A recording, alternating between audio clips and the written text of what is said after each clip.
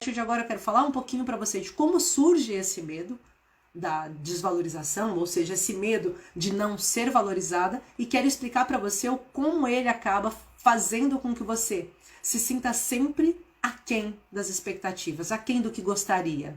Você começa a questionar até o seu papel no mundo, você começa a questionar o seu papel na vida da sua família, você começa a questionar o seu papel naquele trabalho, você começa a questionar o seu papel em qualquer lado. Porque, afinal de contas, você está achando que deu demais e não está recebendo nada. E se você recebe, a tendência é, se você não tem merecimento, é você devolver. Então, você recebe alguma coisa. Quem aqui já em algum momento recebeu uma prenda e que se sentiu na obrigação de dar uma prenda também para outra pessoa? Escreve aqui para mim, só para ver quantas mulherões que já passaram por esse sentimento ou ainda passam por esse sentimento, porque eu vou esclarecer ele agora falando um pouquinho do medo. E eu vou falar para você aonde que pode ter começado essa sensação, aonde que começou esse medo, aonde que fez com que você hoje se sentisse menos merecedora. Então vamos voltar assim para nossa infância e vamos pensar que na sua infância, você era aquela criança que fazia aquele desenho bonito, que você se esmerava horas, chegava perto dos seus pais e dizia, olha o meu desenho, e eles não davam importância? Ou aquela criança que sempre que ia conversar alguma coisa, ninguém ouvia, ou pedia para você fazer silêncio, ou sai daqui, que aqui tem adultos falando, e que você parecia que nunca conseguia um espaço para você um tempo?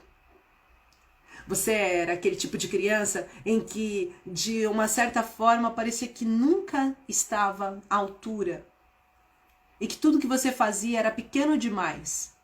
Ou até mesmo aquela criança que sempre que vinha um reconhecimento, era um reconhecimento financeiro, mas nunca afetivo. Crianças que passaram por essas situações, elas têm a tendência a ter baixo merecimento. Elas têm a tendência a achar que nunca estão à altura de nada. Elas têm a tendência de achar que tudo que elas fazem, e por mais que elas fazem, nunca é suficiente.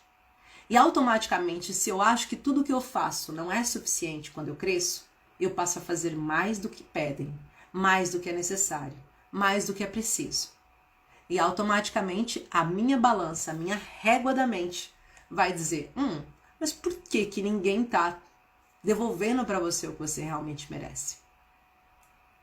E você fica nessa pendência psicológica, nessa pendência. E quando você tem um bloqueio, né? Eu já expliquei isso e volto a explicar. Quando você tem um bloqueio num campo afetivo que traga sentimentos negativos, você tem um medo sendo criado. E qual é o medo que vai ser criado quando eu não me sinto valorizada? O medo da crítica, o medo de amar. Porque automaticamente, se eu não me sinto valorizada, é como se ninguém me amasse por quem eu sou. Bem, ninguém me ama por quem eu sou. É uma palavra muito forte. É como se a sua essência ficasse perdida. Então você consegue encontrar mulheres que se sentem com falta de propósito. E a falta de propósito vem do quê? Porque ninguém me reconhece pelo que eu sou. Eu não estou aqui fazendo nada. E essas inquietudes, essas inquietações começam a reverberar em você. Então você sabe exatamente o que você precisa, mas você não consegue fazer nada para mudar isso. E aí já você adquiriu um relacionamento onde você, eu costumo dizer, um relacionamento pombinha. É quando a mulher ou o homem, independente de quem seja, eu trabalho só com mulheres, né? Eu sou especialista na área feminina, essa área da minha especialidade, é assim que eu quero continuar. Então, quando mulheres pombinhas têm esses relacionamentos. E o que é ser uma mulher pombinha? É aquela mulher que aceita migalhas de amor. Ela sabe que ela tem direito a mais. Ela sabe que ela merece mais, mas ela se contenta com pequenos gestos. Então, se ela for agredida verbalmente a semana toda, mas chegar no final da semana e ter um gesto de carinho, ela já perdoa tudo que passou para trás. Ela perdoa qualquer desavença. Um relacionamento, quando que no relacionamento você se sente desvalorizada? Quando você dá mais.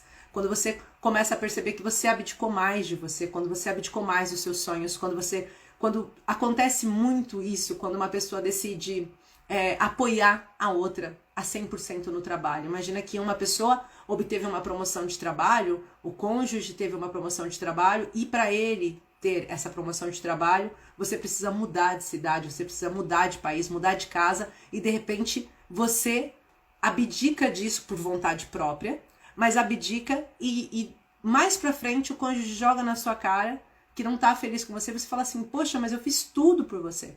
Eu joguei fora meu trabalho, minha profissão, eu joguei fora tudo que eu tinha para poder te ajudar. E de repente me vejo nessa situação sozinha, né? Eu me vejo nesse lugar.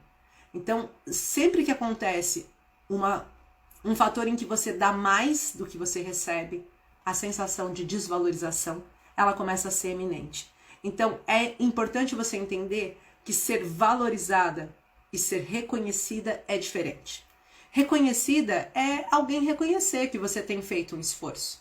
Reconhecida é alguém chegar em você e perceber que você de fato está trabalhando e que está fazendo o seu melhor, ou os seus filhos reconhecer a sua importância na vida deles.